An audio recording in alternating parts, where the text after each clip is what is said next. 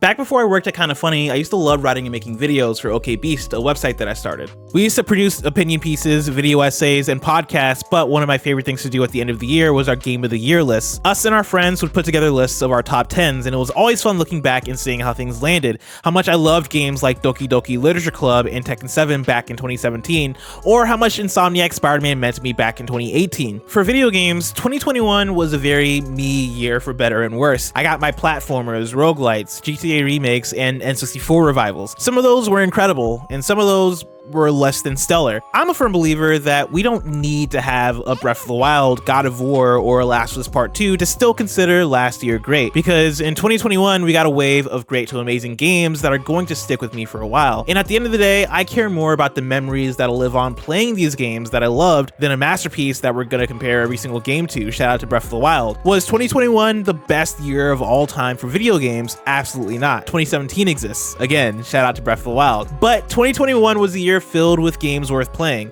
so let's talk about it. Without further ado, I present to you my top 10 games of 2021. Fiesta. Halo has always been that franchise I'd played at friends' houses, having grown up being a Nintendo and PlayStation kid. It always felt foreign, weird, and different from what I was used to playing, games like 007 on the N64, and eventually Call of Duty on my PS3. My first Xbox console that I actually owned was my Xbox One, but Halo Infinite is my first Halo that I've been present for at launch. And after 2 decades of hearing about the hype and excitement of Halo, I finally get it. Playing Fiesta mode and having to adapt to the random weapons and equipment I'm given has been some of the most fun I've had playing a video game this year, because adaptability is the name of the game in Halo. When my opponent is taking off with a flag and I have a shotgun and a grappling hook, what angle do I need to hit to stop them as quickly as possible? When the enemy has 2 areas captured, how do I coordinate with my 3 teammates to turn the tide? Halo Infinite's multiplayer feels like it understands so much of what makes an arena FPS work, because it presents a simple playing field with simple rules and provides complex ways to interact with those rules. The physics, tools, and mechanics are dynamic, with no multiplayer match feeling the same as the previous. It's a fantastic time, and even though I've not found myself getting as into the campaign as I'd like, I do see myself being into the multiplayer for a very long time. Phantom is Skid? Alright, say it with me. Insomniac doesn't miss. They make some of the most fluid and visually polished games in the industry, and they put these games out at a pace that should be impossible without sacrificing quality, but they make it work.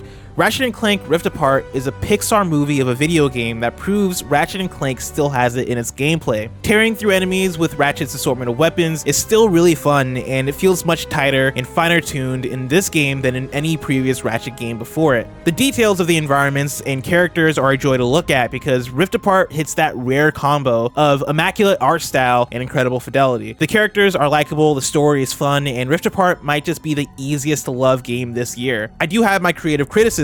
I wish Insomniac took more risks in shaking up the Ratchet formula. I wish the narrative wasn't as predictable, and I even wish the level design felt more geared toward exploration and side activities if they're leading toward these open environments. But if I'm being frank, a lot of my criticisms are backseat game design more than anything. Judging by what Rift Apart gives us, it's damn near spotless and easily my favorite Ratchet & Clank game. Don't worry, Yona. I won't let those things anywhere near you. Nier Replicant is a late entry into this list, as I picked it up from my 4-hour save over the holiday break. It didn't take too long upon picking it back up to fall absolutely in love with the game. In Nier Replicant, the story setup is simple. You play as the main character who is trying to save his sister, who is suffering from a sort of infection called the Black Scrawl. This launches you into a number of quests, but the special thing about Nier Replicant is how unique these quests are. Nier Replicant feels like such a free and creative game, and how it flows between ideas, not only in settings like mysterious forests, underground factories, and haunted mansions, but in its gameplay design, weaving through various camera perspectives, text storytelling, and other fairly unique and unexpected design elements in its quests. I found that the pacing of Nier's quests were so good that I constantly had that one more mission feeling until I inevitably finished my first playthrough. It's a really tight and smartly designed game. It's also an RPG that understands its own scope very well. This isn't a vast open world, and there are a lot of revisited locations, but this allows for a familiarity and a payoff via this familiarity that works. Nier Replicant is also the most relaxing game I've played this year. Being a game about death and infection where you're slashing and shooting through enemies, I found an unexpected comfort in Nier. A big part of that is the soundtrack, which, similar to Automata, is composed of vocal tracks in an original language containing choirs, orchestra, and laid-back ballads. There's a palpable sadness conveyed through the music, but also through the art style, which admittedly doesn't push for fidelity, but does capture an emptiness and comfortable hopelessness present in Nier's world. Nier Replicant is filled with despair, heart-wrenching moments, and tragedy, but it navigates those moments by showing strength and perseverance in its characters. Nier is unlike any franchise I've played, and even though I have it here at number 8, it is easily one of the most emotionally resonant games I've played this year. Like Forza Horizon 3 and Forza Horizon 4, Forza Horizon 5 is among one of the best racing games I've ever played.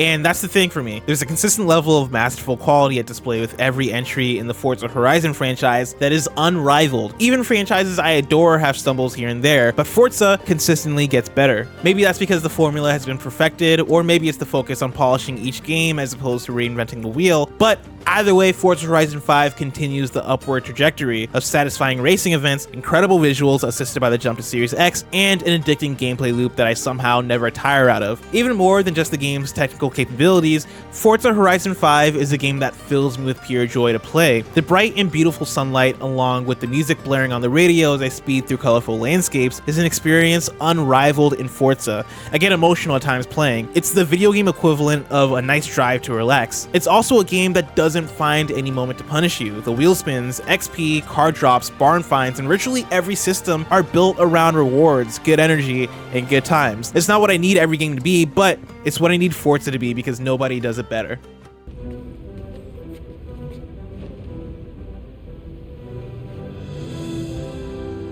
The Hitman franchise found a real voice with the modern Hitman trilogy, and Hitman 3 epitomizes that. Stealth as a genre has hit its roadblocks, with Splinter Cell going away for a long time, Deus Ex being put on ice, Dishonored receiving no new titles, and Metal Gear Solid being nowhere to be found. Stealth and immersive sims are difficult to design, and oftentimes hard to sell, and that's as well evident with IO Interactive being let go from Square Enix. And yet somehow, Hitman perseveres while maintaining its core vision of being a stealth game where freedom and gameplay choice is everything. Hitman 3 takes those building blocks in the systems of its previous two games and adds in maps that feel like they're still attempting to elevate a really refined franchise. Dartmoor is a Knives Out style murder mystery. Berlin sees you identifying a high amount of targets before taking them out. Even the final level experiments with what Hitman can do for better or worse, and these decisions keep Hitman 3 fresh. There's not much I can say about how fun and good Hitman 3 is that hasn't already been said about Hitman 1 and 2. All I can say is that Hitman 3 ties a perfect bow on the trilogy in a victory lap that hasn't lost sight on innovation, and I expect to come back to Hitman 3 for a long time.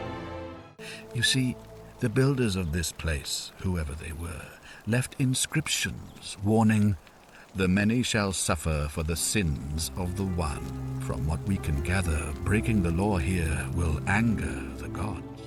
While talking about Nier, I mentioned the smart and tight design along with how it's an RPG that understands its own scope. The Forgotten City gets the same praise from me. Although not exactly an RPG, it is a game that started off as a Skyrim mod, and a lot of those Bethesda-isms exist in the final product, but they exist in a way that I love. It's a game that feels familiar at every turn, but uses every familiar element to create unexpected twists. The Forgotten City is a detective game at heart.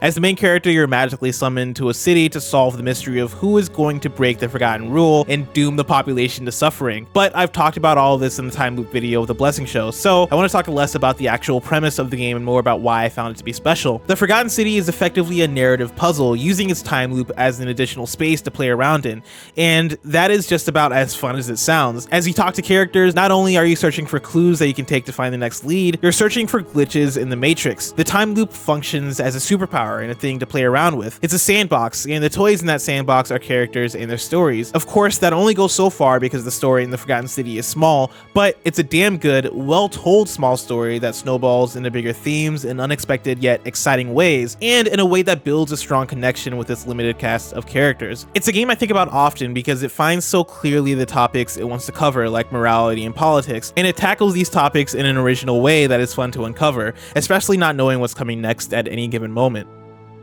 We don't want to kill you, we just kind of have to, just a little bit. Oh, but I'm Cutie, the loving elephant.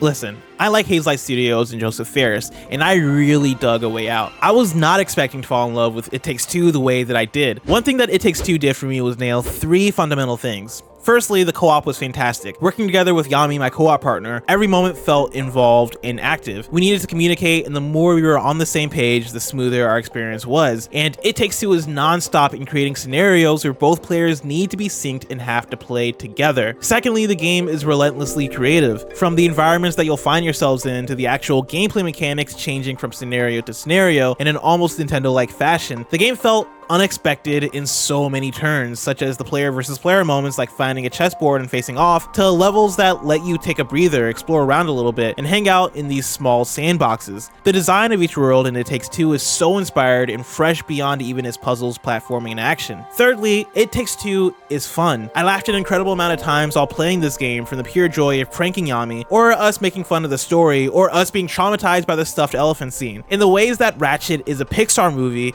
It Takes Two is a ride at Disney World. It's one of the most refreshing 3D platformers that I've played since Mario Odyssey or Astrobot Rescue Mission. Citizens of Haven Springs, that was the Wednesday with Bomb Squad. Up next, a very special request from some chick. Life is Strange True Colors reminded me of all of the reasons I love the Life is Strange games. It's the powerful amount of emotion present in a story filled with mystery and turns that you'll only see in this franchise. Not because nobody else is doing it, but because nobody does it like this. Life is Strange True Colors is the most engaged I've been with a game's narrative all year. It's a well-written story with amazing characters, but beyond that, the town of Haven Springs, specifically the block that the game takes place on, is a character unto itself. Each chapter of True Colors explores Haven differently, whether it be through a festival at the park, a LARP session in the neighborhood, or in small moments in the town's various establishments. Every chapter of the game builds that character of Haven Springs community as a place Alex Chen, the main character with empath powers, so desperately wants to find a home in, but also a place filled with chaos and uncertainty as the story goes on. Like Nier earlier in this list, True Colors is emotionally resonant, and that is through its authentic cast of characters, gorgeous visuals, its balancing of the use of Alex's empath abilities, and a soundtrack that in Life is Strange fashion is utterly fantastic. I was hooked on this game, and if you're anything like me, you'll find comfort, sadness, and ultimately a really strong emotional connection with the game's story. For the last time, I can't remember. No, if you just give me a second. In a very me fashion, I'm going to describe Arcane Studios and Deathloop using a reference to rapper slash producer slash madman Kanye West. If Dishonored 1 and 2 were College Dropout and Late Registration, Deathloop is Arcane Leon's Graduation. It's their most mainstream and approachable game that uses so much of the design genius of those 2 previous titles, not to mention Prey as well, and translates that immersive sim design into something that feels big, ambitious, and most of all, a joy to play. Deathloop smartly takes the idea of an open world style of game where you approach objectives in whatever order and converts that into an open time structure where instead of fast traveling to a certain point on a map, time determines your objectives in the world state. This does a lot of things. It builds familiarity with the world as you visit the same locations recontextualized. It allows for 4 huge levels to feel adequate enough to drive a 15-hour experience. It also drives home the impact that knowledge has on your approach on any given area. You choose your routes, your weapons, whether to go loud or quiet, the abilities, the gadgets. There's so much choice here. Deathloop isn't perfect, and I can talk for days diving into the design of what works and what doesn't, but Deathloop is one of the few games this year that is even making me want to think that way. I love the willingness of Arcane to do something different, daring, and fresh with Deathloop, and I want to see more games follow suit with as much grace and excellence that this one has. Going through the list, there are so many games that I got to play this year, and sadly there are still so many that I want to shout out. So here's a quick run through on some honorable mentions. Mass Effect Legendary Edition has been my first experience with the Mass Effect series. As I'm writing this, I'm halfway through Mass Effect 2, and I'm completely sold on why this franchise has been hyped so much. Knockout City had possibly the most playtime out of any game I played this year. It's an incredible amount of fun, has an excellent style, and great music. Chicory, A Colorful Tale is another game with an excellent style and beautiful music, but the story was the shining star for me here. It's one of the most relatable games I played in 2021. Riders Republic is underrated. It's tons of fun, mixing things I love about Skate with things I love about Forza Horizon and putting that into a Ubisoft style open world. It's rough in some spots, but I had such a fantastic time with it. Guilty Gear Strive is a game that I wish I saw on more people's lists. It's one of the most polished games of the year, both in presentation and in gameplay. It would have made it on my list if I spent more time playing it, but for the month or so that I was into it, I couldn't stop playing. I have found Checking identification on helmet. It's...